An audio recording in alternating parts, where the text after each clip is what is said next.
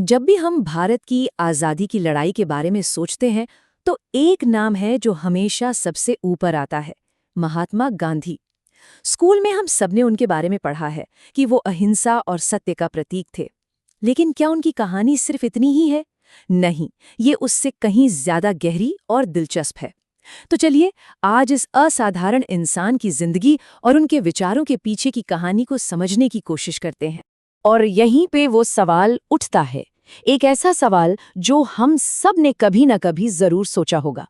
आखिर ये कैसे हो सकता है कि सिर्फ एक इंसान बिना किसी हथियार के दुनिया के सबसे ताकतवर साम्राज्यों में से एक को चुनौती दे दे? ये सुनने में ही लगभग नामुमकिन सा लगता है ना? चलिए आज इसी पहेली को सुलझाते हैं। हर बड़ी कहानी की एक शुरुआत होती है। तो ये समझने के लिए कि एक साधारण मोहनदास आखिर राष्ट्रपिता कैसे बने, हमें उनके सफर की बिल्कुल शुरुआत में चलना होगा, उनके बचपन में। उनका जन्म गुजरात के पोरबंदर में हुआ था। और कहते हैं ना कि कुछ आदतें बचपन से ही पड़ जाती हैं। उनमें सच बोलने की एक जिद थी, एक आदत थी, भले ही उसकी कोई भी कीमत क्यों न चुकानी पड़े। और यही वो छोटे छोटे बीज थे जो आगे चलकर उनके सबसे बड़े हथियार, सत्य के फलसफे का आधार बने। अक्सर लोग ये सोचते हैं कि लंदन में वकालत की पढ़ाई ने उन्हें बनाया, लेकिन सच तो ये है कि उनकी जिंदगी का असली मोड़, असली टर्निंग पॉइंट कहीं और आया, और वो जगह थी दक्षिण अफ्रीका। ये उनकी कहानी का वो हिस्सा है जहां एक वकील मोहनदास एक ऐसे महात्मा बनने की राह पर चल पड़े जो दुनिया को बदलने वाले थे। वहां पहली बार उन्हें नस्ल भेद की कड़वी और अपमानजनक हकीकत का सामना करना पड़ा। जरा सोचिए, उन्हें ट्रेन से सिर्फ इसलिए बाहर फेंक दिया गया क्योंकि उनका रंग गोरा नहीं था। ये जो अनुभव थे ना, ये एक भट्ठी की तरह थे जहां उनके सिद्धांत तपे और एक ऐसा क्रांतिकारी विचार पैदा हुआ जिसने इतिहास का रुख ही मोड़ दिया। और इसी निजी अपमान की आग से जन्म हुआ एक जबरदस्त विचार का, सत्याग्रह। मतलब सत्य की शक्ति। ये सिर्फ कोई विरोध प्रदर्शन नहीं था, नहीं, ये अन्याय से लड़ने का एक बिल्कुल नया तरीका था, जिसमें हथियार, गोलियां या तलवारें नहीं, बल्कि अटूट सत्य और अहिंसा थी। यही वो औजार था जो इतिहास बदलने वाला था। तो जब गांधी जी भारत वापस लौटे तो वो अपने साथ यही शक्तिशाली विचार लेकर आए। लेकिन अब असली सवाल ये था कि क्या एक इंसान का ये फलसफा करोड़ों लोगों को आज़ादी की एक लड़ाई के लिए एकजुट कर पाएगा? और देखिए, ये लड़ाई कोई एक दो दिन की नहीं थी, ये दशकों तक चला एक बहुत लंबा संघर्ष था।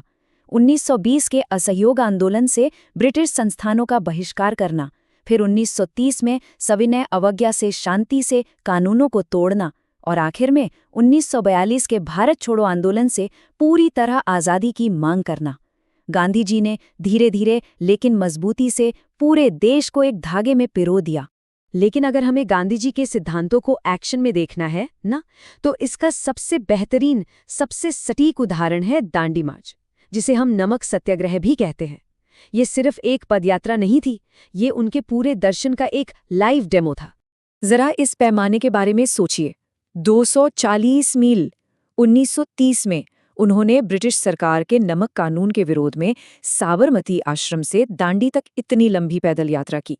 ये सिर्फ चलना नहीं था, ये दुनिया के सबसे बड़े साम्राज्य को एक सीधी लेकिन शांतिपूर्ण चुनौती थी, और पूरी दुनिया की नज़रें इस पर थीं। और इस एक आंदोलन की सबसे खूबसूरत बात ये थी कि इसने उनके तीनों मुख्य सिद्धांतों को एक साथ दुनिया के सामने रख दिया। पहला, सत्य, क्योंकि इसने एक ऐसे कानून का पर्दाफाश किया जो सरासर अन्याय था। दूसरा, अहिंसा, क्योंकि लाखों लोगों ने बिना किसी हिंसा के इसमें हिस्सा लिया। और तीसरा, स्वदेशी, क्योंकि इसने भारतीयों को अपना नमक खुद बनाकर आत्मनिर्भर बनने की प्रेरणा दी। मतलब क्या शानदार स्ट्रैटेजी थी। हर कहानी का एक अंत होता है ना? लेकिन कुछ लोगों के विचार हमेशा के लिए जिंदा रह जाते हैं।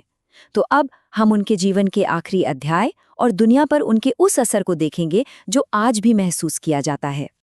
और विडंबना देखिए, जिस इंसान ने अपनी पूरी जिंदगी अहिंसा का पाठ पढ़ाया, उसका अंत हिंसा से हुआ। 30 जनवरी 1948 को उनकी हत्या कर दी गई और इस खबर ने पूरे देश को शोक में डुबो दिया। लेकिन जैसा कहते हैं, आप इंसान को खत्म कर सकते हैं, उसके विचारों को नहीं। उनके विचार आज भी हमें रास्ता दिखाते हैं। उनके पूरे जीवन का निचोड़ शायद इसी एक लाइन में है कि दुनिया का बड़े से बड़ा बदलाव भी बिना हिंसा के मुमकिन है, और यही उनकी सबसे बड़ी और सबसे ताकतवर विरासत है। और बस यहीं पर आकर हम आज के सबसे बड़े सवाल पर रुकते हैं। आज की दुनिया में जहां हर तरफ लड़ाई, झगड़े और बंटवारे की बातें होती हैं, गांधी जी के सत्य और शांति के सिद्धांत कितने काम के हैं, कितने प्रासंगिक हैं? ये एक ऐसा सवाल है जिसका जवाब हम सभी को अपने अंदर खोजना होगा।